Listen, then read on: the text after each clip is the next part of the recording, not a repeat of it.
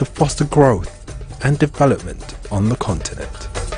We dream of bringing Africa to the world. On the 25th of May, every year, Africa celebrates its triumphs, its richness, its culture, and its colors. It has become well known as Africa Day. At UBA, we are proud to celebrate Africa and Africans on Africa Day. It's a day of colorful celebrations, a day to celebrate the African spirit, a day for all Africans to unite.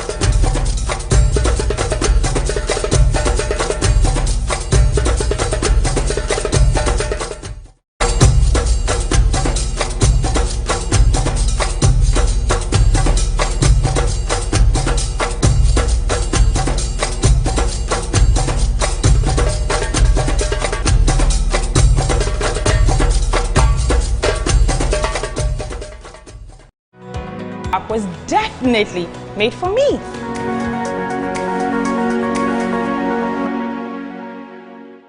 Welcome to the new UBA mobile app. It's made for you. There's so much you can do. Here's showing you just a few. Make your app look like you. Select your preferred language from the 4 available. Have a goal? Save for it. And then let your app tell you if it's okay to spend. Manage all your accounts from one place and hide your balance with one wave. You can find branches and ATMs near you. See upcoming payments. Get real-time information on your accounts. Let UBA mobile app be your personal finance manager. After all, it was made for you.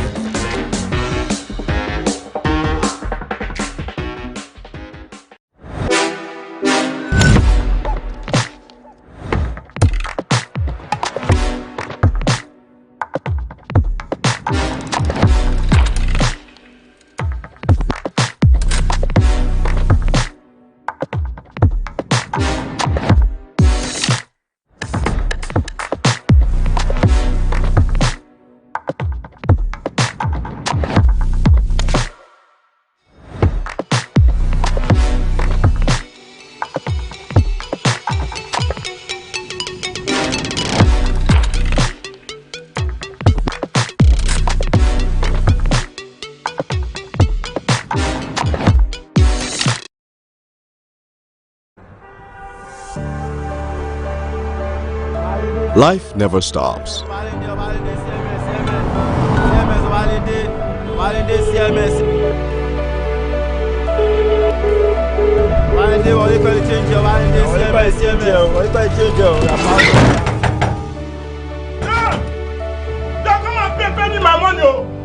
From landlords who want your head on a platter, to medical emergencies that creep up when you're not looking, life never stops. We know that bills for auto repairs could make you dizzy, and the cost of getting that MBA degree could very well cause the earth under you to tilt.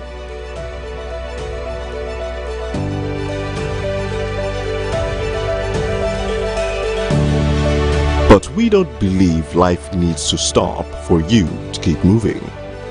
We are one click away to hold your hand when the ground tilts. Dial *919 *28# today. Life never stops. Neither should you. Click Credit UBA. It's not just a card. It's a way of life. It's access to a world of more. It's not just for dreamers, it's for achievers. Introducing the new UBA Platinum MasterCard, a premium card for those who want more out of life. The UBA Platinum MasterCard offers you an amazing array of perks such as up to 15% off your Avis car rental, exclusive benefits at top hotels, airlines and destinations. Visit a UBA branch near you and request your UBA Platinum MasterCard. UBA, Africa's global bank.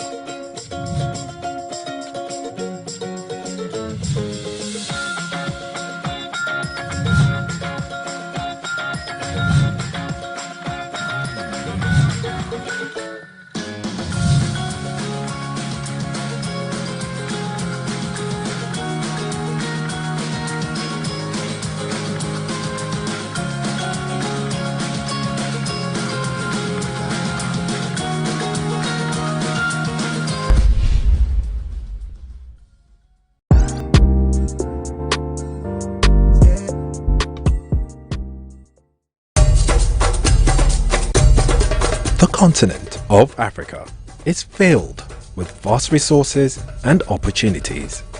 Chief amongst this is its culturally diverse and innovative people. The Organization of African Unity, OAU, was established on the 25th of May 1963 to encourage integration on the African continent.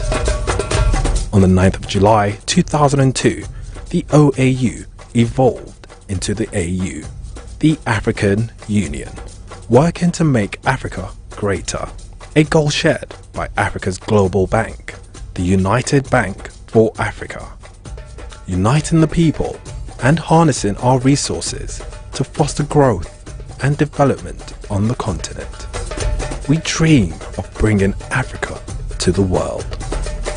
On the 25th of May every year, Africa celebrates its triumphs, its richness, its culture, and its colors. It has become well known as Africa Day. At UBA, we are proud to celebrate Africa and Africans on Africa Day. It's a day of colorful celebrations, a day to celebrate the African spirit, a day for all Africans to unite.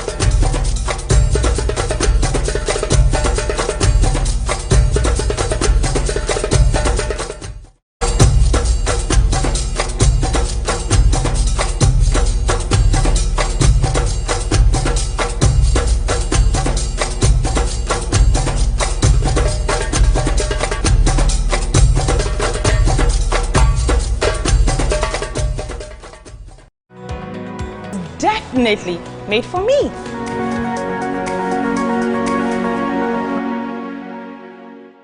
Welcome to the new UBA mobile app. It's made for you. There's so much you can do. Here's showing you just a few. Make your app look like you. Select your preferred language from the 4 available. Have a goal, save for it, and then let your app tell you if it's okay to spend. Manage all your accounts from one place and hide your balance with one wave.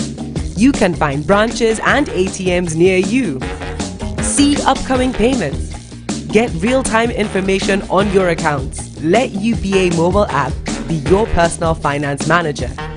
After all, it was made for you.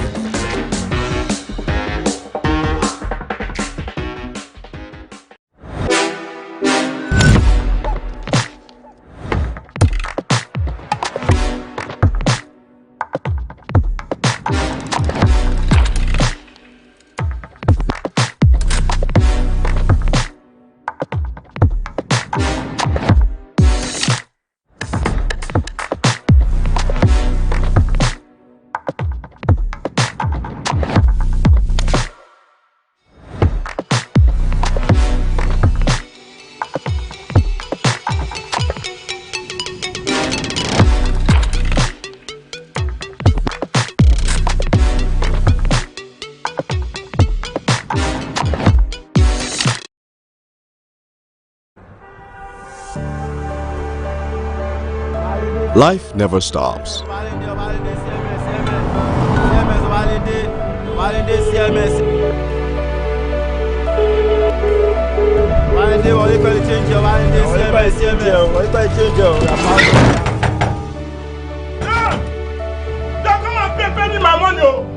From landlords who want your head on a platter, to medical emergencies that creep up when you're not looking, life never stops. We know that bills for auto repairs could make you dizzy, and the cost of getting that MBA degree could very well cause the earth under you to tilt.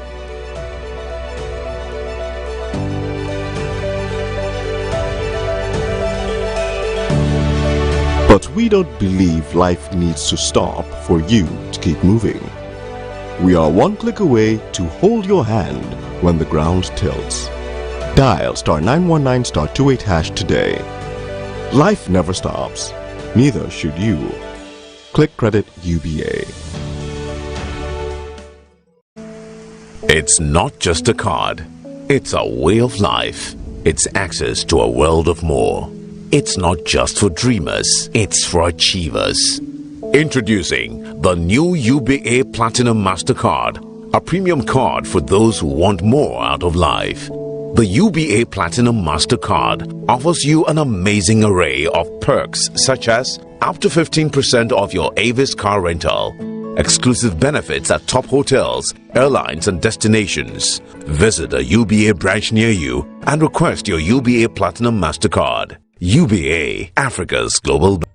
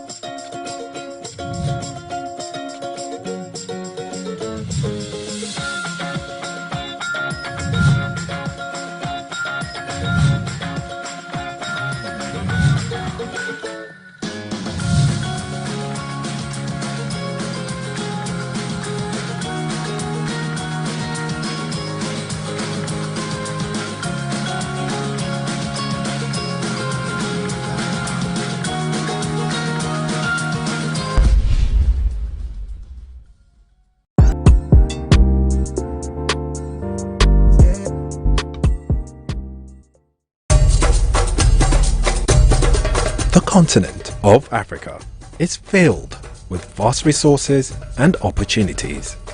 Chief amongst this is its culturally diverse and innovative people. The Organization of African Unity, OAU, was established on the 25th of May 1963 to encourage integration on the African continent. On the 9th of July 2002, the OAU evolved into the AU, the African Union, working to make Africa greater, a goal shared by Africa's global bank, the United Bank for Africa. Uniting the people and harnessing our resources to foster growth and development on the continent. We dream of bringing Africa to the world. On the 25th of May every year, Africa celebrates its triumphs, its richness, its culture and its colors. It has become well known as Africa Day. At UBA, we are proud to celebrate Africa and Africans on Africa Day. It's a day of colorful celebrations, a day to celebrate the African spirit, a day for all Africans to unite.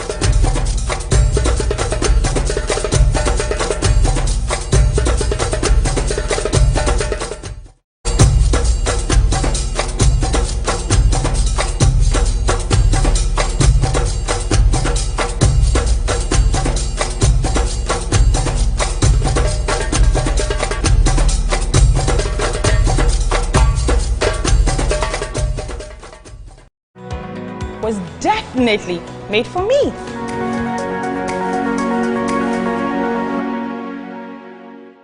Welcome to the new UBA mobile app. It's made for you. There's so much you can do. Here's showing you just a few. Make your app look like you. Select your preferred language from the 4 available. Have a goal, save for it, and then let your app tell you if it's okay to spend. Manage all your accounts from one place and hide your balance with one wave. You can find branches and ATMs near you. See upcoming payments. Get real-time information on your accounts. Let UBA mobile app be your personal finance manager. After all, it was made for you.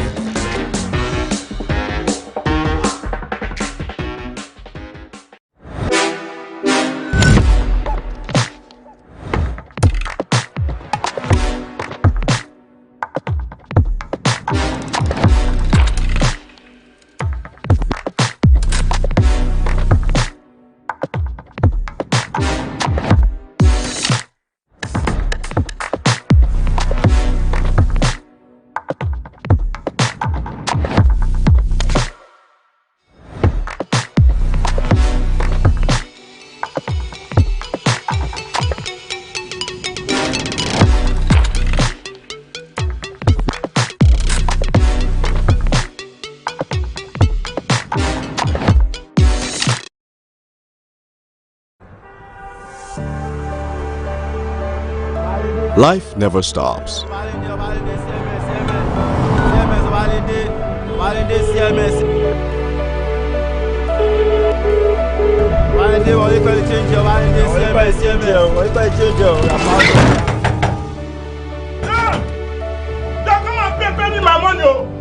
From landlords who want your head on a platter, to medical emergencies that creep up when you're not looking, life never stops. We know that bills for auto repairs could make you dizzy, and the cost of getting that MBA degree could very well cause the earth under you to tilt.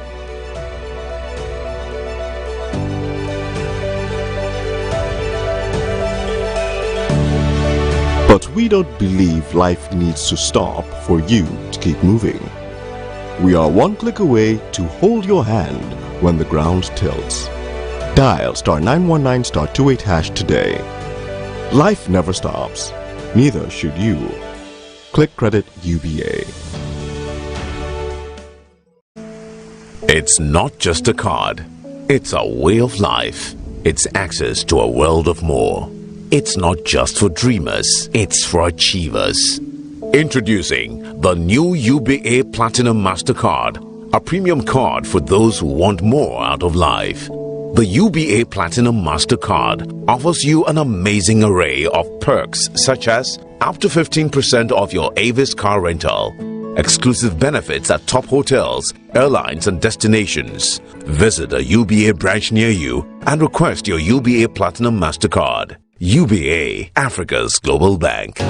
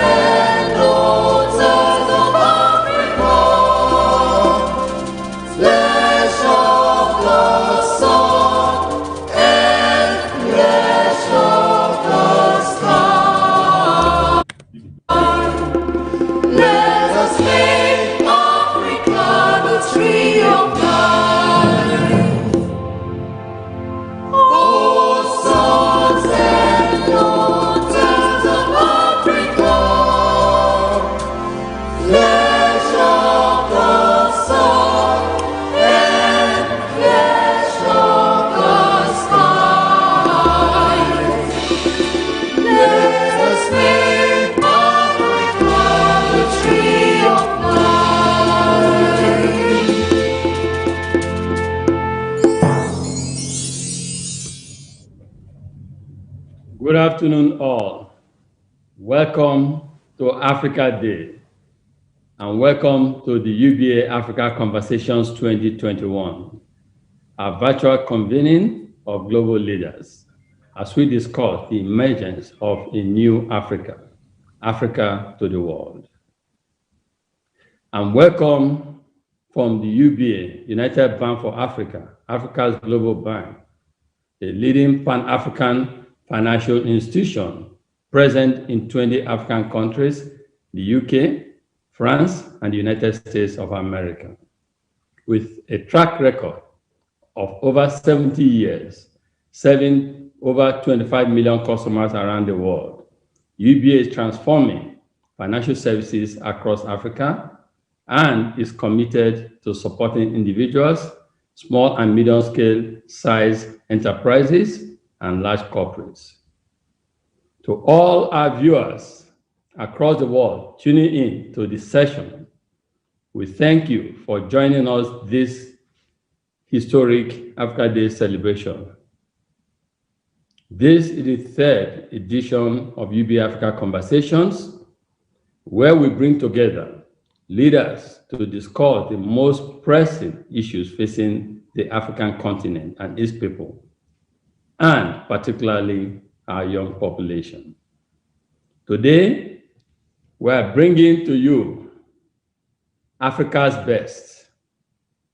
This extraordinary lineup of panelists have consistently advocated that the priority for Africa must be empowering our youth and ensuring the creation of jobs and economic opportunity even during very, very difficult times. Through the Tony Elumelu Foundation, the leading philanthropy empowering African entrepreneurs from all 54 African countries, we have seen how our young ones, despite COVID-19, have leveraged their talents, expertise, networks, and technology to create wealth and support the communities they live in. We must therefore ensure that the gains these young ones have made are not erased. We must create an enabling environment for our young entrepreneurs to succeed. And we must empower them to create the jobs that will lift the continent to prosperity. It gives me, therefore, great pleasure to introduce this group of emblematic role models, making our continent proud with their extraordinary achievements. My big brother, His Excellency, President Paul Kagame, the President of Rwanda. My sister, Dr. Ngozi Okonjo-Iweala, the first woman and African to be appointed as the Director General of the World Trade Organization. My good friend, Dr. Tedros Ghebreyesus, the Director General of the World Health Organization. And my longtime friend, Mr. Mata Diop, the Managing Director and CEO of the International Finance Corporation, IFC. It is great to have you all here today. Africa, indeed, is extremely proud of you all.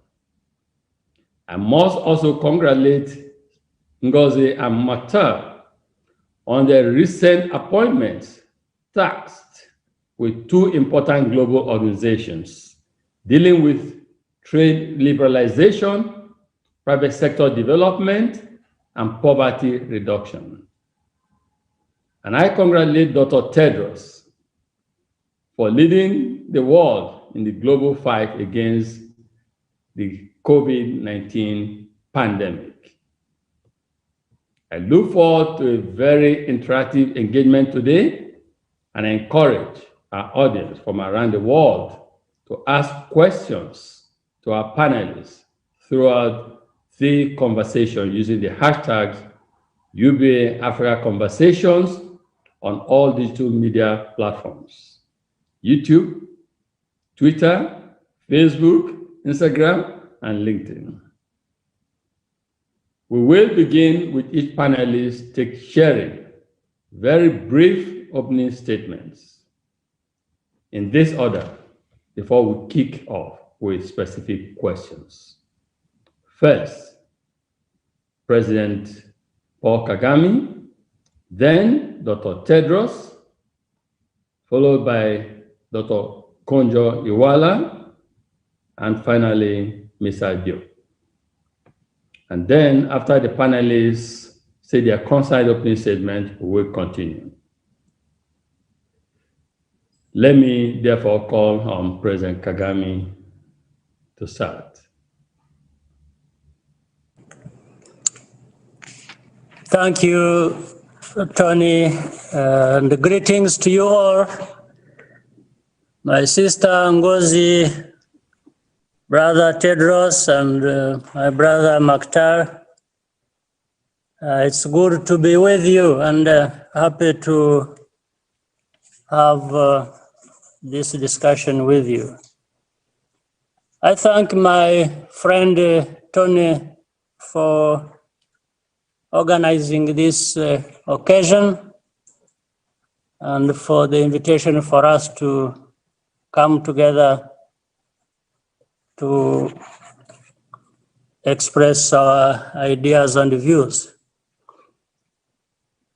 Africa has been hit hard by the COVID pandemic, and its economic and social effects are very clear.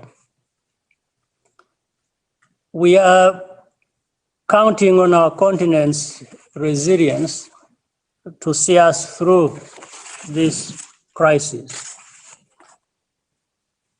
Partnerships are also important. For example, we are working together as a continent with partners to build Africa's vaccine manufacturing capacity. But we can also learn from this shock to invest much more of our budgets in our national health systems. The private sector, of course, has a big role to play in this. This will not be the last global health crisis, and the next one should not catch Africa unprepared again, maybe as it did with the rest of the world. When we talk about the emergence of a new Africa, that means a continent that is confident in our ability to meet the needs of our people. So without much ado, I think I'm looking more forward to our discussions after this. But once again, I thank you for being invited to be part of this eminent group of African daughters and sons. So I look forward to our discussion today. Thank you very much.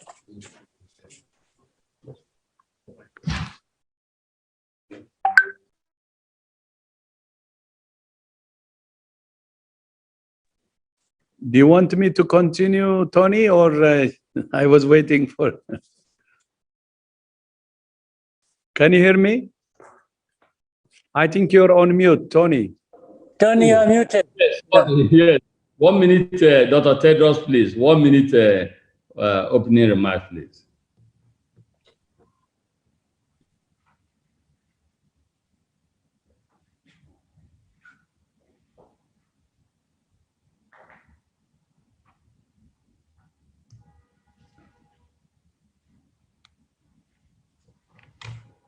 Dr. Tedros, please. Thank you. Thank you very much, Tony. And thank you so much for inviting me to join you today. And my greetings also to His Excellency President Kagame. Amakuru, my brother. And also to my sister, Dr. Ngozi, and my brother, Maktar. Although Africa has not yet seen the same scale of devastation from the COVID-19 pandemic as some other regions, the impact has still been profound for lives, livelihoods, health systems, and economies. The poor and vulnerable are hit the hardest. Africa has not escaped COVID-19, and we cannot let down our guard. What's happening now in many other parts of the world can also happen in our continent. With the support of COVAX, as you know, 47 countries in the African continent have started vaccinating. However, the volumes of vaccines are nowhere near enough. So far, Africa has administered just over 25 million doses, or 1.5% of the global total. This is very tragic. WHO is working day in and day out to bring immediate solutions for the equitable distribution of vaccine doses. But it's clear that Africa cannot rely solely on imports of vaccines from the rest of the world. We must build that capacity not only for COVID-19 vaccines, but for other vaccines and medical products. The cooperation of the private and public sectors will be essential in this effort. I know that this is an area that President Kagame feels very strongly about and is working towards, and he's taking concrete action. WHO is also working with the African Union to establish the African Medicines Agency, where we will continue our financial and technical support to establish the African Medicines Agency and to build a strong regulatory institution for Africa.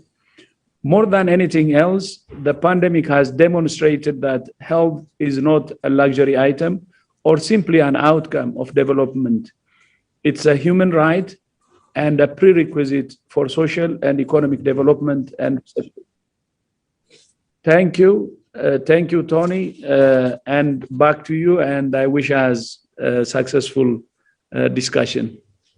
Great. We come to talk about the vaccination of Africans and vis-a-vis our population. Dr. Ngozi Okonjo-Iweala, please. Well, thank you so much, Tony, and my warm greetings to His Excellency President Kagame, to my brother Tedros and Makta, and to you. It's good to follow right on behind Dr. Tedros. Today is Africa Day, and as we reflect on what it means, and we think from my own part that our youth is what we have.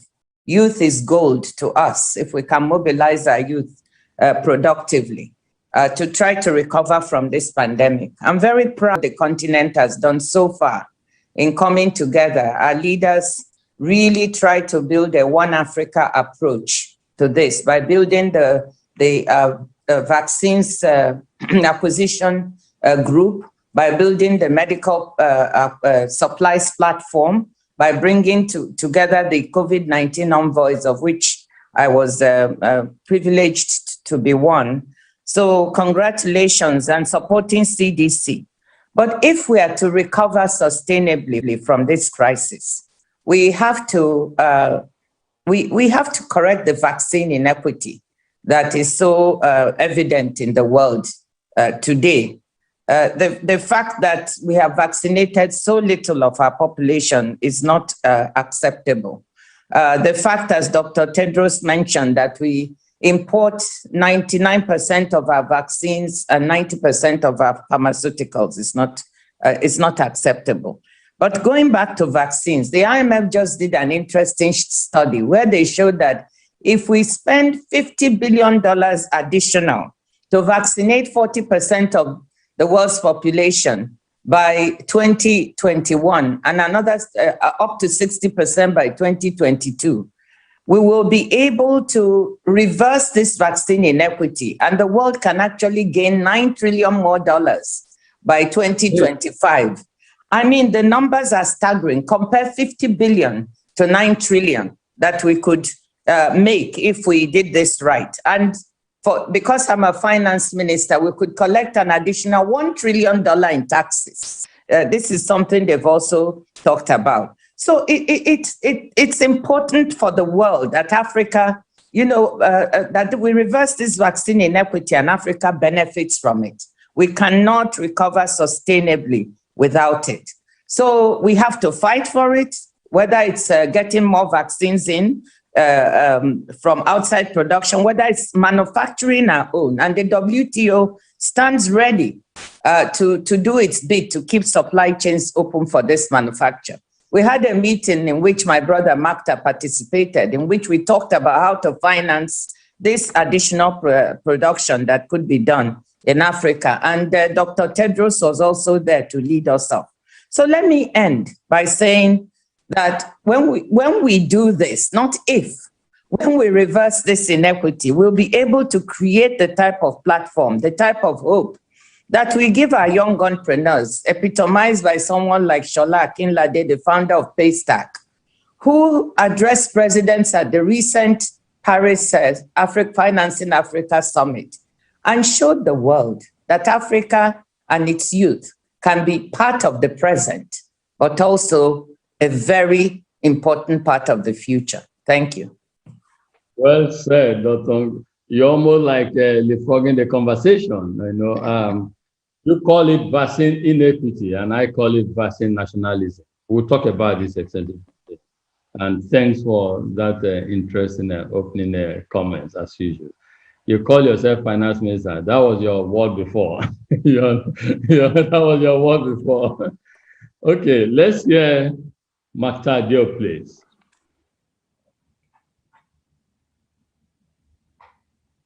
My greetings to, and my warm greetings to His Excellency President Kagame. It's such a pleasure to be here with you, His Excellency, and with my brothers and sisters, Dr.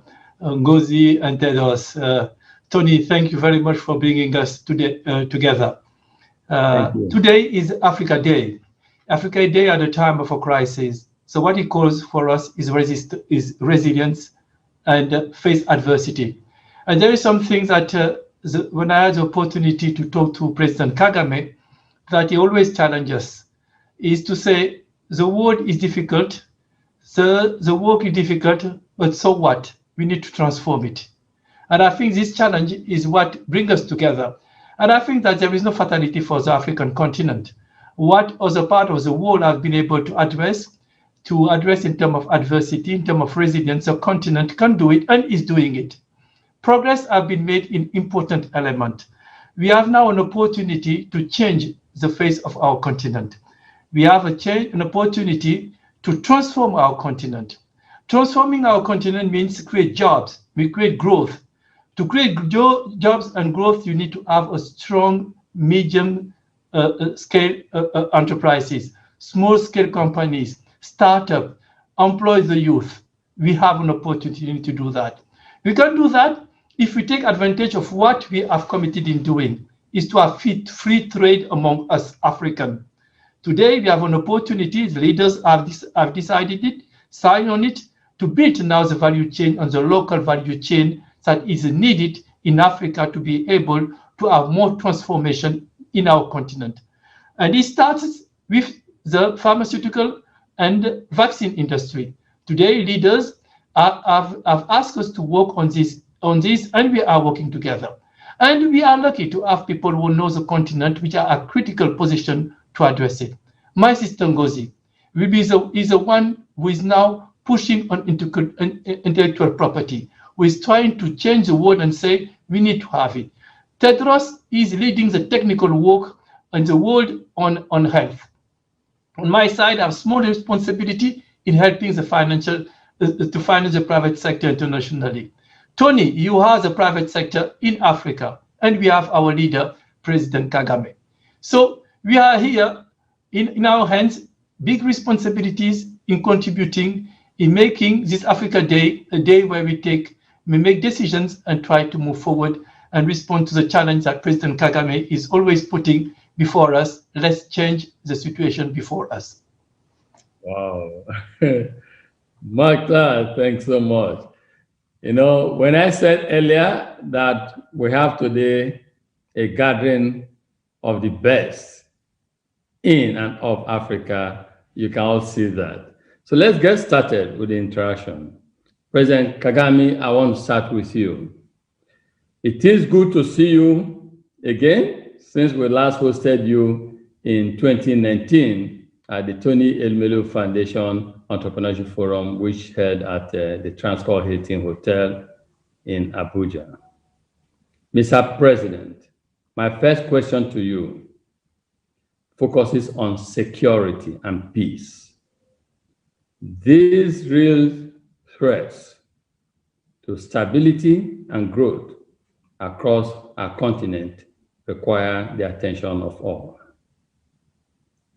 From the assassination in Chad to the Gulf conflict between Ethiopia, Egypt, and Sudan, to the rising extremism in Nigeria, growing issues of mercenaries in Libya, tensions in Tigray, as well as the intractable violence in the Sahel region, and more indeed. What are our African leaders doing to combat this rising insecurity in the continent, which threatens any prospects of sustained growth and widespread prosperity, which we need in Africa today? Mr. President. Well, thank you. First of all, I wish we didn't have to ask the question as to what the African leaders are doing to stop the crisis going on across the continent, but rather ask ourselves what we should be doing or should have done to actually prevent them from happening in the first place. Because it's been decades since we have had crises of different kinds.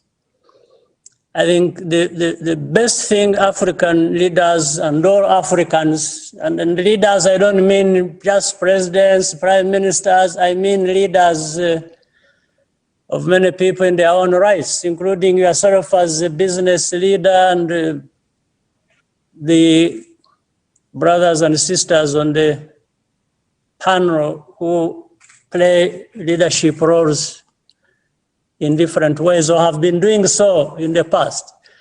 I think the main thing is for us in Africa to invest in one another, or at least thinking about one another's well-being, so that we do whatever it takes for us to create a stable and sustainable African continent. But the continued emergence and even spread of crises like these, conflicts, there are so many. I would have added Mozambique and then Central African Republic, and when you are settling down with one, there is another one coming up. I think we need to invest more time and more so resources, but mindsets as well, ourselves, to say we need peace in order for the very things we talk about. So we must put in place good politics. First, domestically, every nation, every country has many issues to deal with. And then you have other issues to deal with across countries. So we can't just switch off conflicts or crises unless we invest in addressing the root causes of these problems. And this is a hard task. It is a task that you don't carry out or achieve results thereof in a fortnight, but rather we need to really walk the talk as well, because we meet every time, whether it is at the AU summits or other sub-regional meetings, and leaders meet to address problems, but it keeps going around almost to where we started from, and we keep seeing more conflict. So I think we need to put a sense of urgency in this. We need to be a little bit more serious in doing things rather than just talking about things, because we have crises, we have poverty that we need to address, we have this opportunity for growth across the continent with the youth, with the women, with building systems and institutions to help us overcome that. But we can't drop the ball right in the middle of it for smaller interests or benefits and forget about the continental. Now, for example, in place there is African continental free trade area that has been created. We must capitalize on that and benefit from it, so that we just don't have it in a name, but in real practice, we are not realizing the benefits of that. And we won't realize the benefits until countries work together in peace and have security and in stability. Then the whole thing is we are doing very good things on one hand, then on the other, we just miss the opportunity of what those things would give us for our future. So it's a big challenge. Talking about it is simple. As you asked me the question, I can easily answer it, but I think we need to do more of the things that give us the results we want than just turn the whole thing into an academic exercise. So thank you very much for the question. Dr. Kagame, I said Doctor. President Kagame, always very practical. I'll come back to you on that because it's something that we need to fix in Africa as a key factor for the development of our continent, and we know you have a track record in that area. Now let's turn to Dr. Tedros. Again, my brother, the last time we physically saw each other was at the 2019 Tony Elumelu Foundation Entrepreneurship Forum in Abuja also. It is indeed astonishing to think of how much the world has changed since then. With the development of the COVID vaccines, humanity sees a chance to curb the pandemic and return to a semblance of normalcy. However, the stampede for vaccines, as the stampede for vaccines increased, we are witnessing the rise of vaccine nationalism. Our sister, Dr. Konjo-Iweala, called it vaccine inequity. Africa, with a population of over 1.2 billion people, has less than 20 billion of its population vaccinated thus far. The question, how can we ensure fair and equitable access of the vaccine for all? Realize and noting what Dr. Konjo-Iweala said, knowing her for her statistics, that by investing just $50 billion US dollars, we can get further wealth in the world of $9 trillion US dollars. And in fact, nation states can make $1 trillion US dollars from taxes alone. Dr. Tedros, I really admire you, proud of you, but I don't envy you sitting there at a time like this. But we know you're capable. Over to you, please. Yeah, thank you. Thank you very much, Tony. This is a very important question.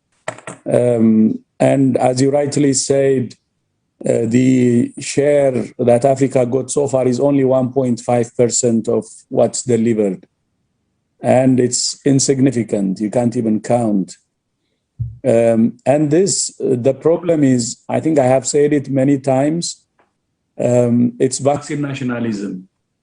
I even said yesterday during the assembly, it's very difficult to find any diplomatic word for this.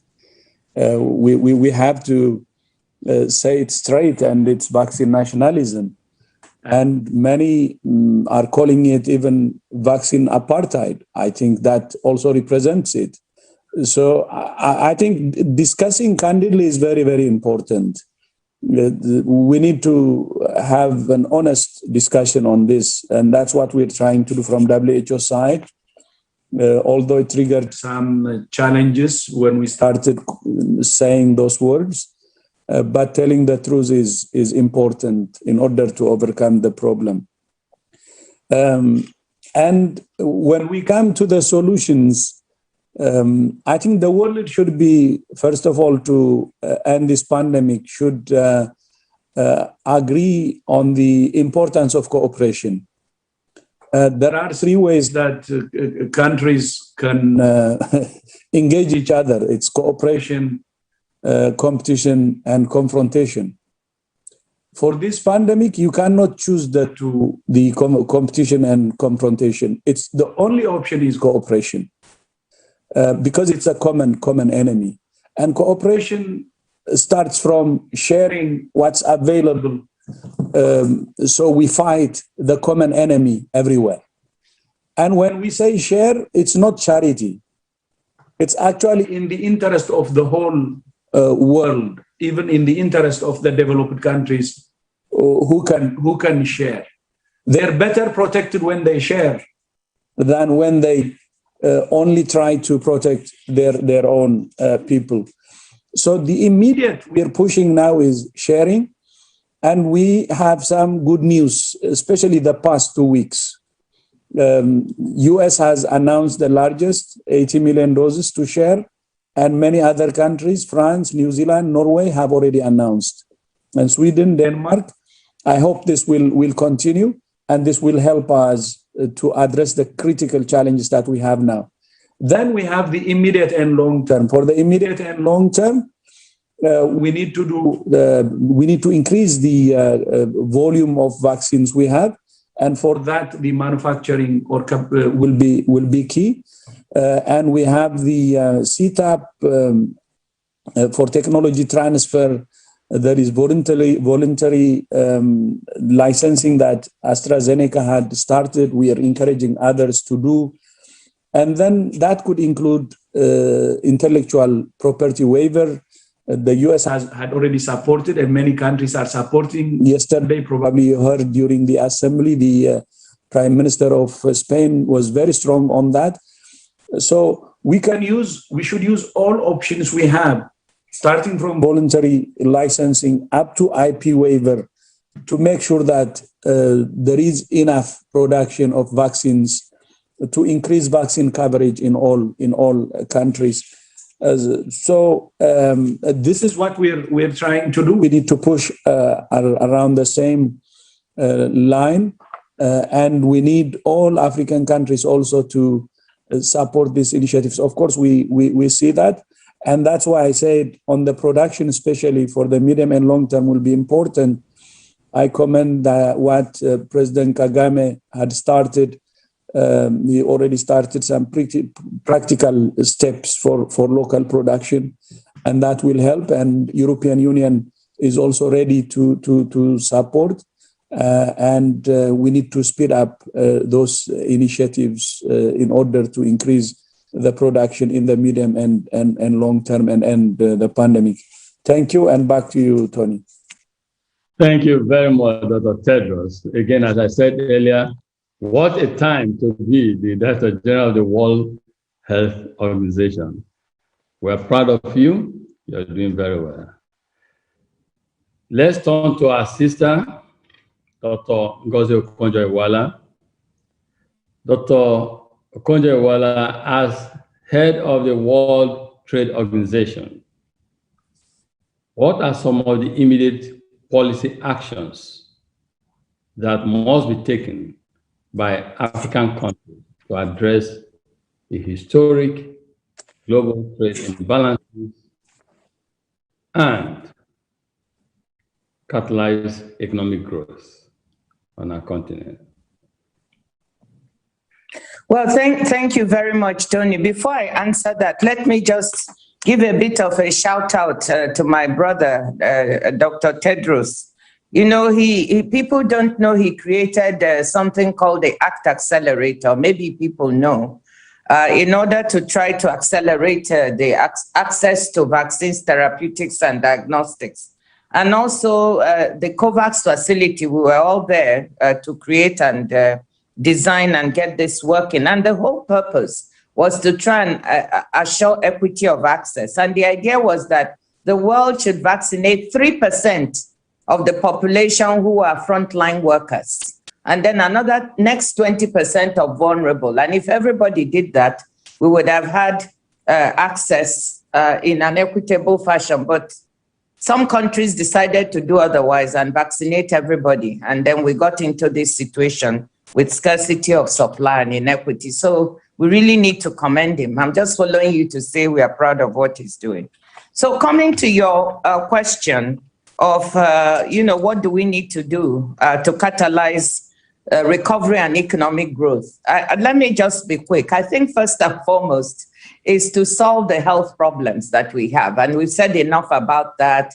And so I don't go into that. But the next few actions we have to do is to see on the short-term economic policy side, how can we get more fiscal stimulus into our economies? The developed countries are recovering very fast because they've been able to implement massive amounts of fiscal stimulus. For the rich countries, 28% of GDP. For the emerging markets, 6.9%. And for poorer countries, just about 2%. So if we want to recover, this is why it's important, the whole discussion we're having on restructuring debt and giving African economies space, fiscal space, to breathe so that they can invest not only on the health side, but on the economic side. This is how we're going to recover. Now, the good news, all our presidents, like President Kagame, they've been pushing for this issuance of new SDRs, the special drawing rights at the International Monetary Fund, and 650 billion has now been agreed. Africa will get 34 billion, but more may be allocated. We can use this to help implement more fiscal stimulus so that our economies can have the ability to recover. Of that, we should use some for liquidity for the private sector. You know that in rich countries, private sector has gotten access to credit and liquidity. Small and medium enterprises have been able to recover. So we need to do that too. Second, we need to look at how to revive the services sector. Many of our countries depend on tourism. Some of our countries depend on logistics like aviation in Ethiopia.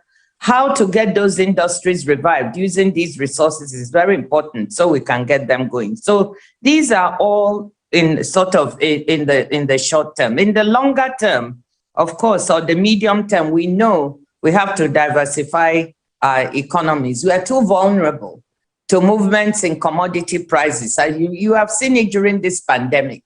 The commodities we depend on have seen a lot of fluctuations, be it minerals or oil or gas, too much fluctuation. Actually, the countries that are doing better on the continent are those that have more diversified economies. So we need to do that in the longer term. And of course, take advantage of the African Continental Free Trade Area to specialize some of our countries in production, trade more with each other, and also trade more with the outside. Let me stop there. I think those are a few things we can do. We hit the nail. I wanted to ask you a follow-on question. Talking about the AFCTA, newly synchronized, ratified by African presidents. What are your hopes and ambitions for this world's largest trade area? Not trading volume, but trade area.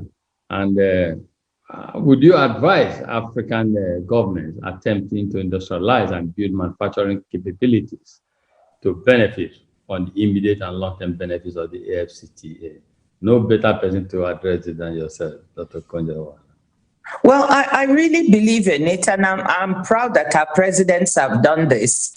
But to make it work, I think we need to do a few more things. There's still logistical issues that prevent us from benefiting. And I think some parts of the continent are doing a little bit better than others. You know, we still have lorries, lining up at borders, and we're looking for digital passports and things so that they can move easily. If you look at in East Africa, I think we can ask President Kagame, they're doing better, a little bit better there with movement and cross-border flows.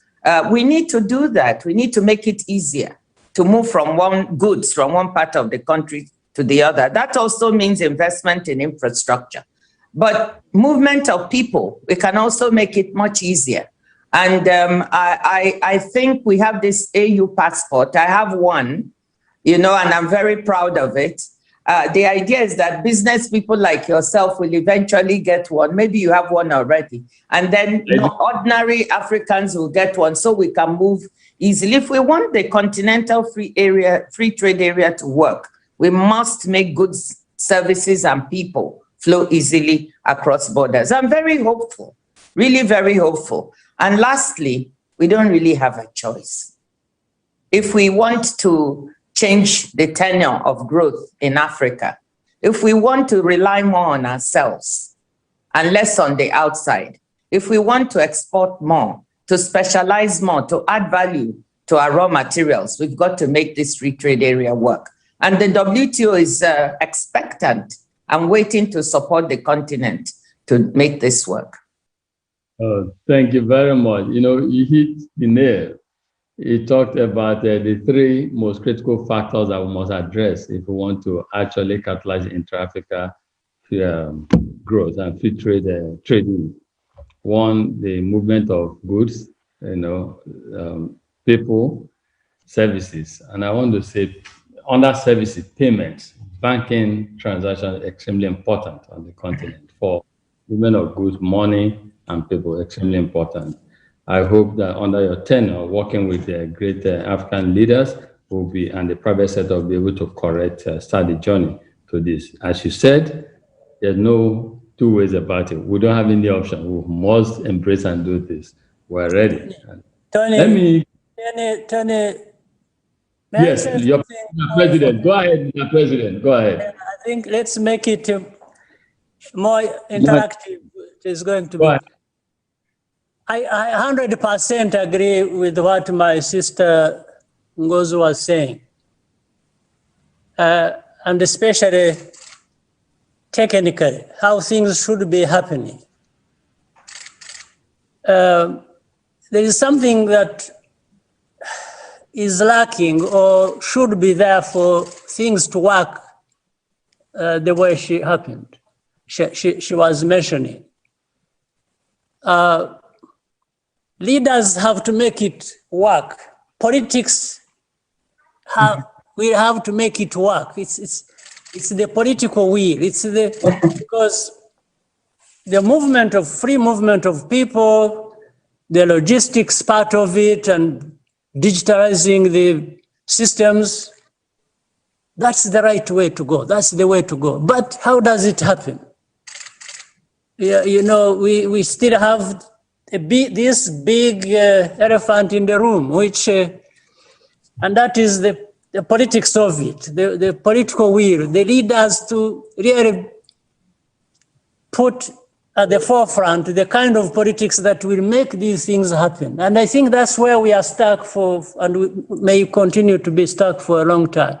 I'm not sure how we deal with this, but and I know it's a hard ask to tell us what, but I'm just sharing this as a sense of frustration, but also something that really needs urgent attention.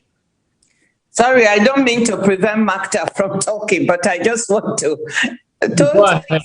side with His Excellency and say, but Excellency, what I wanted to say on this is that we've succeeded in this. I want to come back again on this pandemic.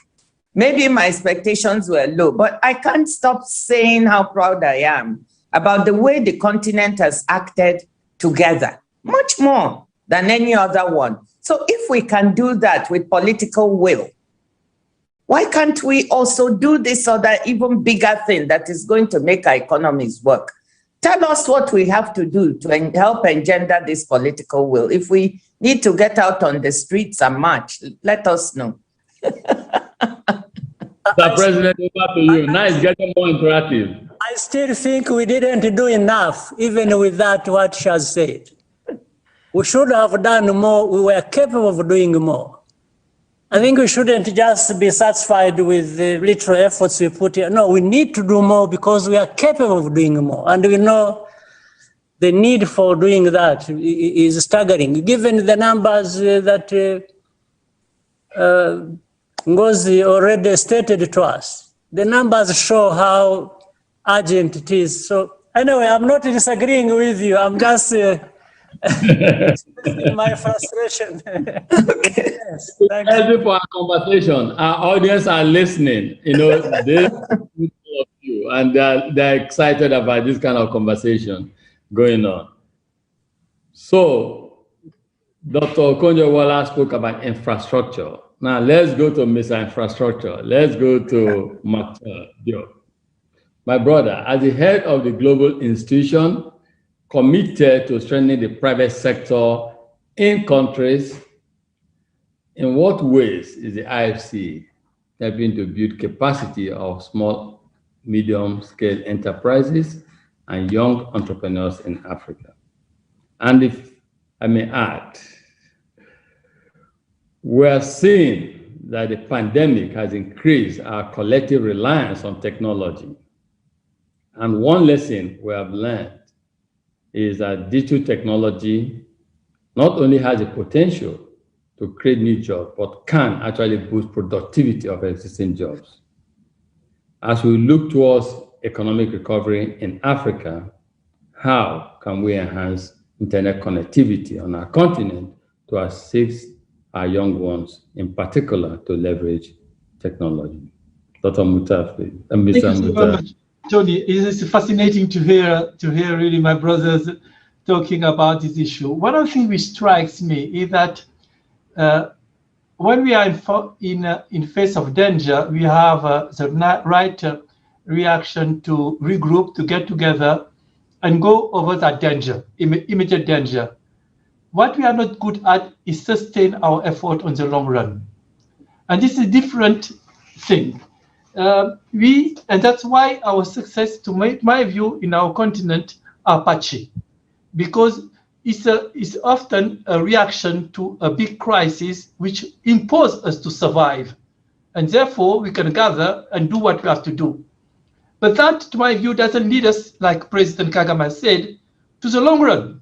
It's like conflict. You mentioned conflict. You solve one conflict here, another one comes tomorrow, another one comes there.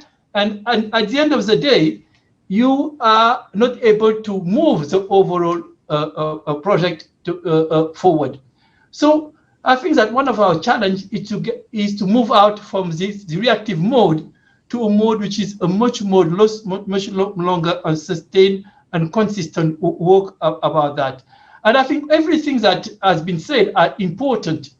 But I think that the more we will be able, first of all, to act collectively, to seek collective wisdom, because we all need the wisdom of each other to be able to drive and prepare the solution that will be presenting to the leaders to move our continent forward. So for me, this conversation, but transforming it in actions, is very important, where we bring different parts of the solution together to be able to address it. Secondly, we need to do more systematically document, systematize, and present what has made something a success. Why? Is it random? Is it by chance? Or was the consequence of a certain number of actions that we can repeat if we want? And highlighting those, to my view, could help us identifying specifically why we are not able to generalize that movement that will enable us to move. For instance, when I was once I had the chance to talk to President Kagame about digital, what he told me is, Marcha, it's nice to have digital, but why don't you think about digital also as a way to do many things at the same time, being more trade between countries, being more peace between countries because they will be exchanging more data, but also be able to enact there a real market. And I think this is those kind of things that we have, to my view, to do more systematically. Let's take this crisis. This crisis has told us a few things that we all highlighted. We don't have a health system which is solid in our continent. People are not being vaccinated. People are forgotten when there is a crisis. And it will happen again. Don't expect that things will change if there is another crisis. So what are the lessons that we are drawing from that? Let's build our systems. We sit together, have level of, and we will not be able to build a solid health system, a solid vaccine system, a solid pharmaceutical system if there is not a level of specialization. So we have before us a problem to solve, and moving from that and addressing it and learning how we can do that, for me, would be a good way, at least a small contribution to that conversation. We have here a level where we don't have enough of local value chain, of sub-regional value chain. We can build the value chain, and that will require a level of specialization between countries. And that, if we do that, the infrastructure and all these questions, for me, is the least complicated part of it. The most complicated part of it is to be able to, as President Kagame said, to set those goals, those targets, and be able to do that. There is no region, for instance, that in the digital world will not be competitive. By the end of the year, 100 terabytes of submarine cable will be coming to the continent. In a year and a half, another 180 terabytes will be coming. So 300 terabytes will be on the continent by the end of 2023. 30 times what we have today. So capacity will not be the problem anymore. It's us, it's the continent, to do that. So I will not give you a list of what IFC is doing because that will be boring to you.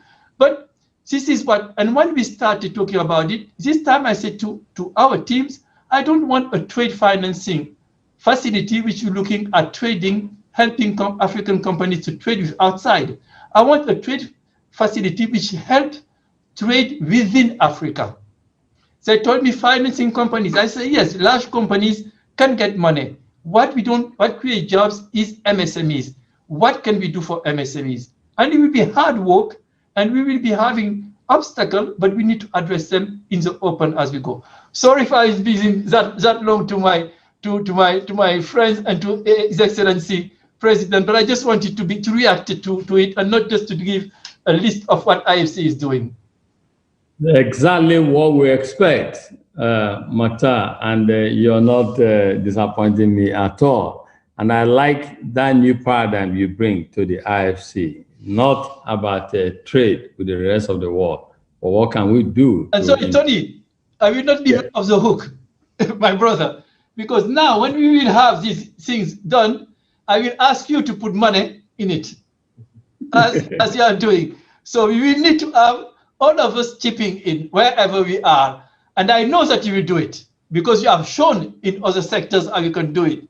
So these pharmaceutical and vaccine industries that we want to bring in the continent, we will need also our private sector in Africa to contribute. Dr. Bata, my wife is a medical doctor, and just on Friday, I met with the ambassador of the Czech Republic to Nigeria, and we're just discussing what you said now about pharmaceuticals to see how she and her business can diversify into that. But you hit the nail, you know, it's interesting. You're saying that the internet and the digital capability of infrastructure in Africa will improve. It's a question of how prepared are we to take advantage of that. We'll come back to that very soon. Mr. President, back to you. I know we're running short of time, but back to you. We've had 3 industrial revolutions, the first, second, third, and now the fourth, which is called the digital revolution. My question is, how do we position Africa to make sure that we do not miss out on the digital and technological revolution we see around us? And how do we leverage this to improve poverty reduction, social improvement in social welfare, and increase in productivity and prosperity in Africa? We have understood for quite some time now how important these revolutions are. And we are witnessing the fourth industrial revolution, which everyone in the world talks about and talks about the benefits of it. Yeah, most of these things that have already been discussed and eloquently expressed by the previous colleagues, speakers who have just spoken. How do we make sure that they help us achieve, because the fourth industrial revolution cuts across sectors. Therefore, so how can we leverage it? I think Maktar has also talked about that, and earlier, Madam Ngozi. So how, and we're talking about our young people, the youth, we are talking about connecting our countries, and be it the free trade area we have created, and then the finding ways we can make it productive for us and more meaningful, whether it is small industries, medium, big scale, or whether it is the movement of people, reducing on that, using more digital, whether it is in a process of accountability, whether it is in a process of governance, or, name it. And we have learned from this pandemic, when every aspect of life almost came to a halt, we were saved, where things were saved by the application of the tools created by this fourth industrial revolution. There's no question about it. There is no home, there is no office, there is no country that did not actually benefit from this where it was applied, because that's what we were left with when everything else came to a halt, when there were lockdowns, when there were all kinds of things. So we have already tested the benefits to a great magnitude. And therefore, all we need to do is, we don't need even much preaching because we have already experienced it. We just need to do the practical things in terms of investments, in terms of making these tools born by the Industrial Revolution work for us in every sector. Whether it is we've seen how health systems have been served well by this.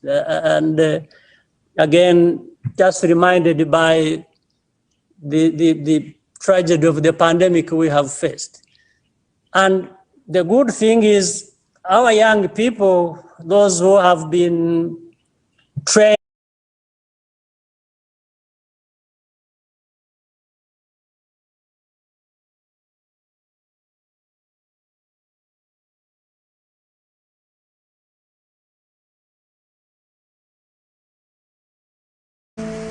It's not just a card. It's a way of life. It's access to a world of more. It's not just for dreamers. It's for achievers.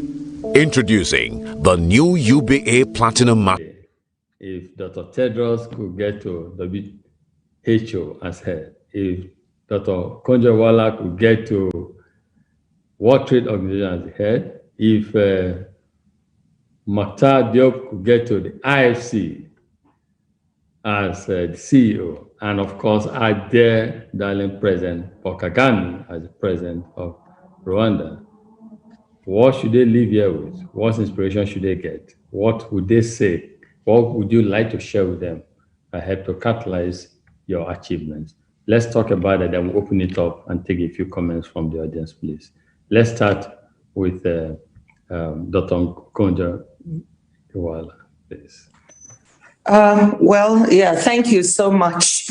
And I may have to disappear, but let me just say to our young people that you should always don't let anything stop your imagination and your willingness to try things. You know, be a little risk taker.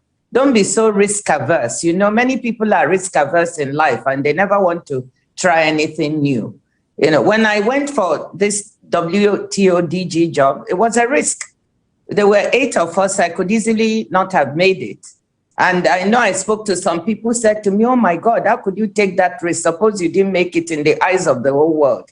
I said, well, if I didn't, so be it. But you know, this is something I wanted to do. I took a risk. I had a lot of support from our leaders and from my country and my president, and it worked. So take a bit of risk to do something you feel passionate about. Always do something that you wake up in the morning wanting to go to work.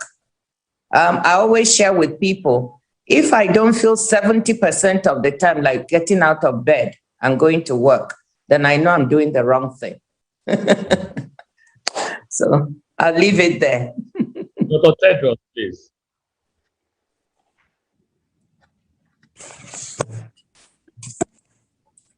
Thank you so much. I think I wouldn't see where we are now as to give advice to the young people. Very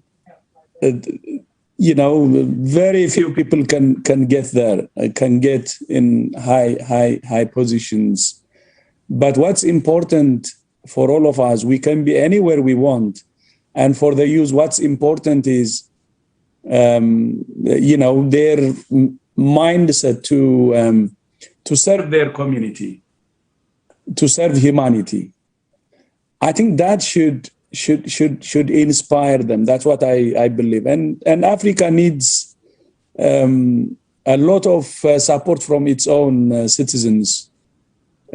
So to be ready to contribute whatever they can in good faith, wherever they are.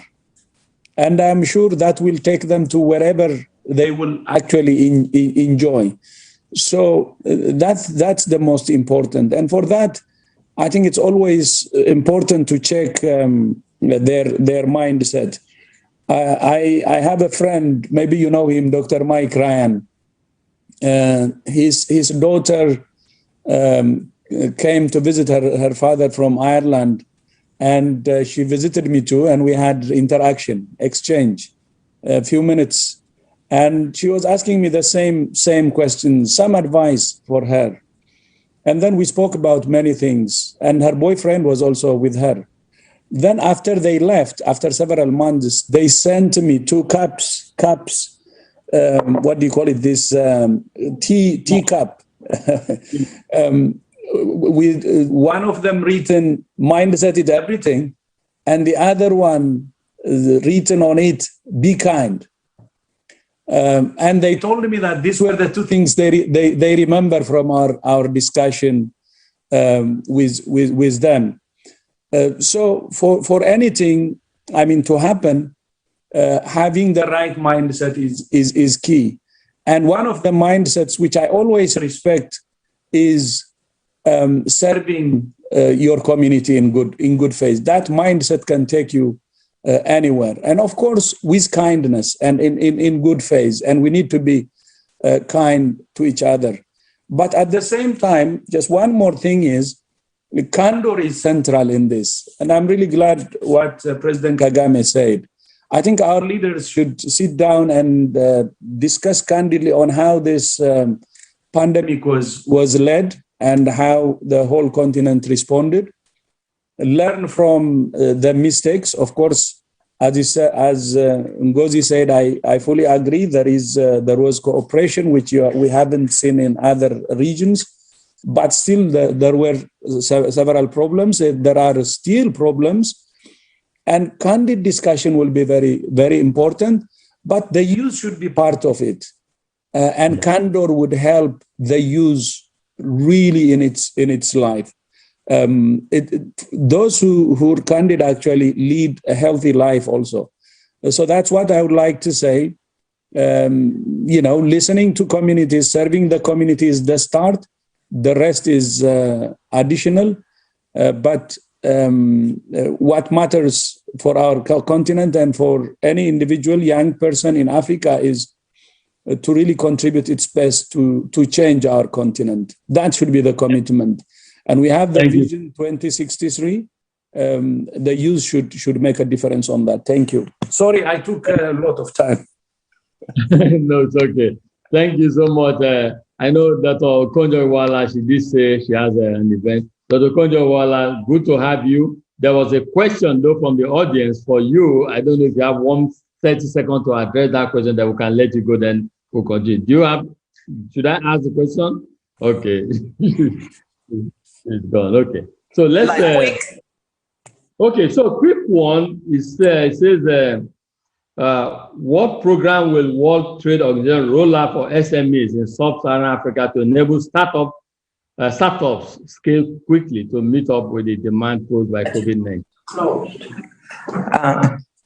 Well, thank you very much. Very quickly, we have a group here discussing how to improve digital. We know that from this COVID-19, e-commerce has been very, very utilized by small SMEs in order to access markets. So what we are discussing actually is how can we help scale this so that SMEs can benefit more from the digital economy. That's the way our mindset. So we're looking at what to do practically in order to address this, but also with rules to underpin trade.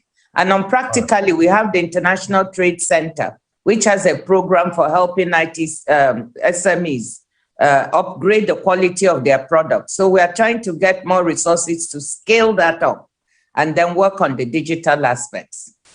No, I think that is good. Thank you so much. Komachi Chris Asaluka, Director of Partnership, will get in touch with the World Trade Organization to see how we can flesh this out further. Thanks so much, Dr. Konjo Wala. Thank you. And I apologize to His Excellency and my brothers. Sorry to disappear. Okay. And to the audience. Sorry. So, Mr. Mukhtar, before His Excellency, please. Mukhtar, please. This is always for me the hardest question, how to advise people, because I don't think that I have something to advise people. But let me say what I think about that.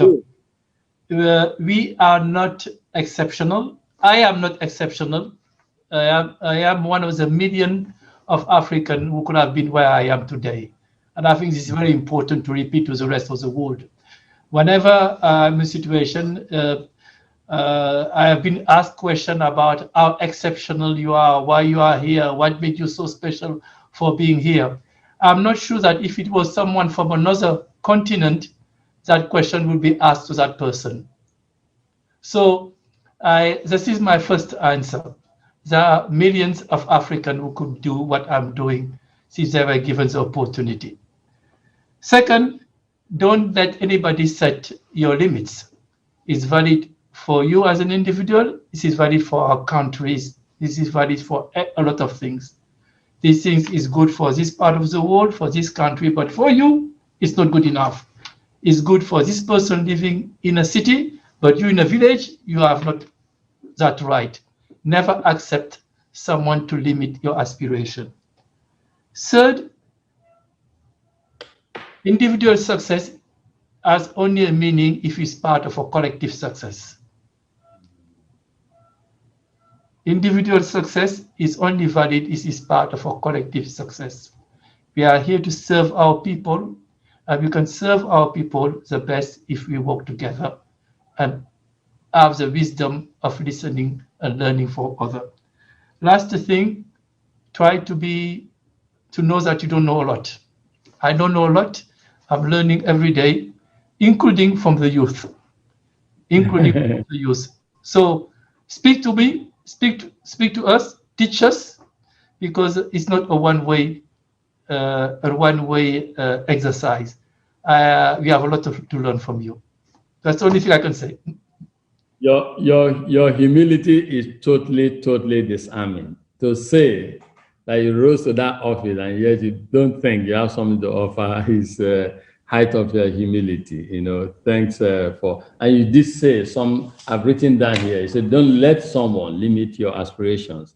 And also individual success is not enough, it's collective success. And that is all we need in Africa to make progress. Let's go to our dear President Kagame. President Kagame, please let me throw in a question from the audience so you can take both together. And it says, President Kagame, you are famed for your speeches calling for a reimagined relationship between Africa and the rest of the world. What must this 21st century relationship of mutual respect look like? Over to you, Mr. President. Start with the first one by saying each one, for the young people, start with yourselves individually and say, what do I want in life? What do I want to do? As you grow up, as many young people go to school, get education, there are other things they get involved in, rightly so, as a matter of their rights. Because therefore, there is something you must give to yourself that builds you up to the level you want, or that will probably in the end see you successful in life. Because even if you want to help others, which is always going to be the best thing if you can extend your capacities and what you have to others, you must have something. You can't give what you don't have. So you must build something that you'll be able to give, but will also serve you. The second, the others can only give you so much. They will not give you whatever you want. Maybe it shouldn't even be the case. So that brings the burden to you. You challenge yourself, the young people, and say, don't expect too much from others, because even others, even if they gave you anything, they can only give you so much. So, and this is how people, individuals from their youth will build up themselves and build capacities to serve themselves well and to serve others well. So this must be, again, a case of mindset. This must be driving the young people. I wish they would be driven by that.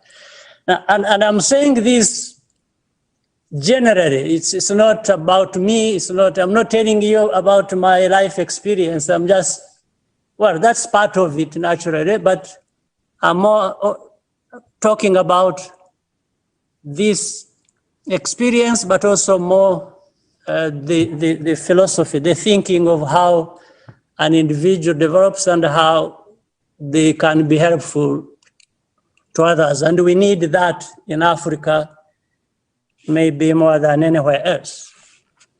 So with that sense that you are capable, that you can be capable of doing things, is very important, is central. And then working with others is key as well. Now, in fact, from that question, then I answer the second. I don't make these speeches for the sake of it. It's my conviction. It's my belief. I believe that. And I think there are many who believe that or believed that even before me. The mutual respect that is needed. I'm even surprised that it should raise questions. So I take it for granted. That's the way it should be. The mutual respect. Why doesn't Africa, why don't Africans or even these young people, why don't they deserve respect? Like others do deserve that. I think mutual respect is the best form of relationship we talk about problems of Africa, deprivation, poverty, and this and that. No, it shouldn't be about us. This is not our identity. Wow. We are just there because we happen to be there, whether it was mistakes by ourselves or by others or a combination of both. But that's not where we should be. This is not us. This is not how we. So we must get out of this. And by that, there are interactions that have to be entered into with other parts of the world, with other people. And you respect them, so must they respect us. There's no question about it. The fact that somebody is poor does not take away the respect, the dignity that people want. And that's why in the speeches, I know sometimes it falls on deaf ears. There are those who have made it their way of life to disrespect others, especially to disrespect our continent. But the worst comes when, even within the continent, we may not have that full respect for each other. But that's another thing. But anyway, it is just bad manners. It is not productive. Why would you disrespect anyone? So the speeches come from experience, from what I see, what I have been in myself as an African, as a Rwandan, as we have our own history, our own tragic one for that matter. We have our own constraints as a country, given the location, the size, so we have both geographical and historical problems of history and problems of geography, but we must overcome them. And we must overcome them by our own efforts, but also by the efforts of cooperation and cooperating with others. And that maintains therefore our level of self-respect as we respect others as well. Great. So that's what I have for you. And I shouldn't forget to wish everyone a very happy Africa Day, because this is what it was. And again, it shouldn't just be something that passes.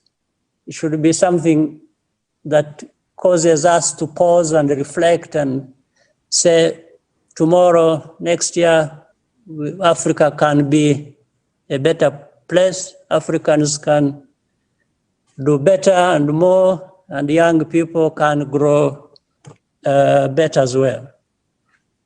Great, Mr. President, thanks. You say poverty is not our identity as a continent, and all of us here agree totally with that. Totally. Poverty is not our identity. And that's why we're extremely proud of each and every one of you. Do your own things in your own sectors and spaces to help uplift Africa, especially our young ones, to whom the future of Africa indeed belongs to. I wish we had more time, but it's 1:21 p.m. already. And next year, maybe we'll do 1.5 hours and not be too ambitious to say 1 hour. Let's begin to wrap up. I want to thank our panelists for taking time out of running countries and multilateral organizations to join us today. I want to thank you all for your insights, the great insight you have shared today. What a powerful conversation.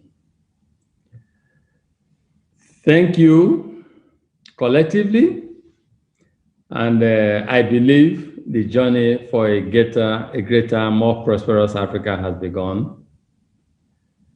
To our panelists and viewers, on behalf of the Group Managing Director and Chief Executive Officer of UBA Group, Mr. Kennedy Uzoka, and the entire UBA world, I want to thank you for joining us at the UBA Africa Day Conversations 2021. We look forward to seeing you all again next year. To our panelists, we indeed are very grateful you make the time out for this event. Thank you very much. Thank you. Thank you very much. Thank you. You can close.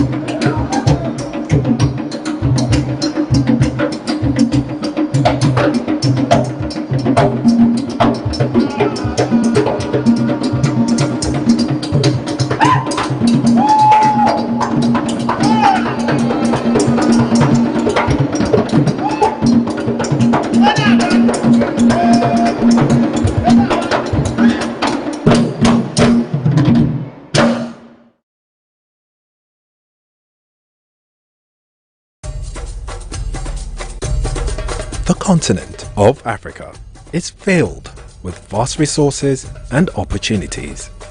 Chief amongst this is its culturally diverse and innovative people.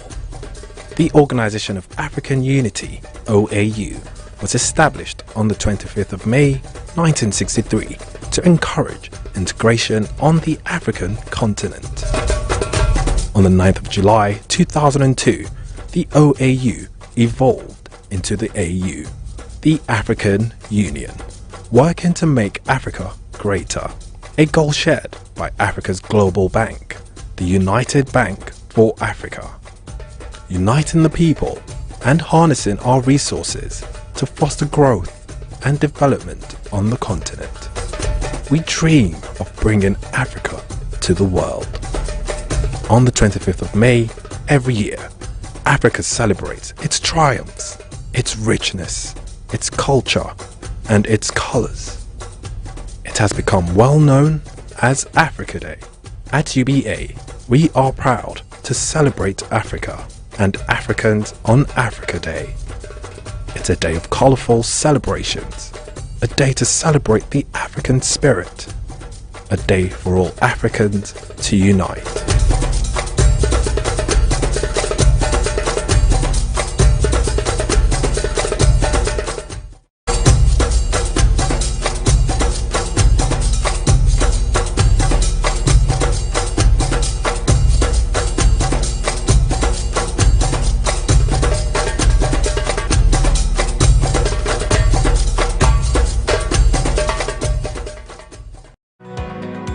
Definitely made for me.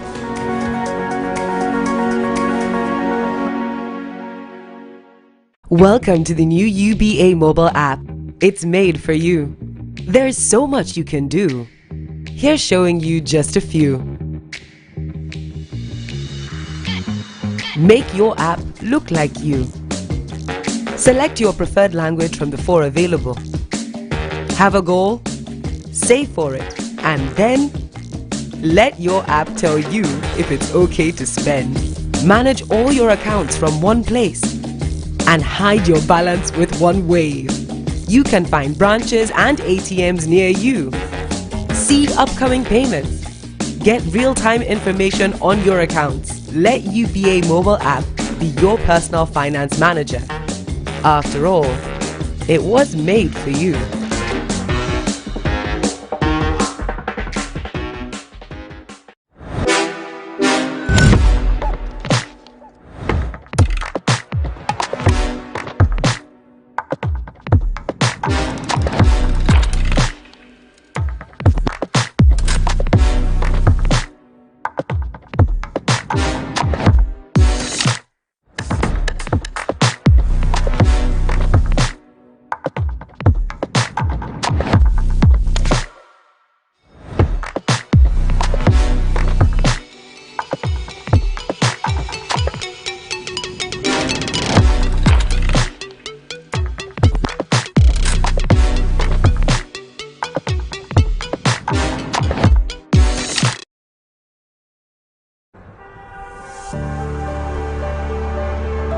Life never stops.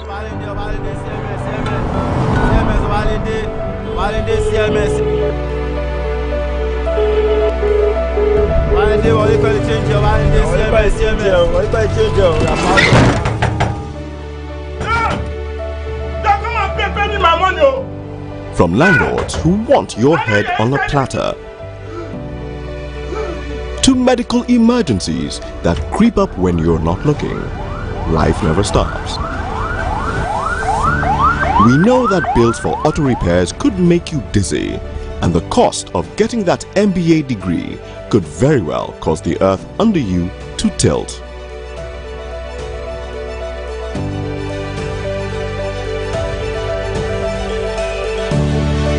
But we don't believe life needs to stop for you to keep moving. We are one click away to hold your hand when the ground tilts.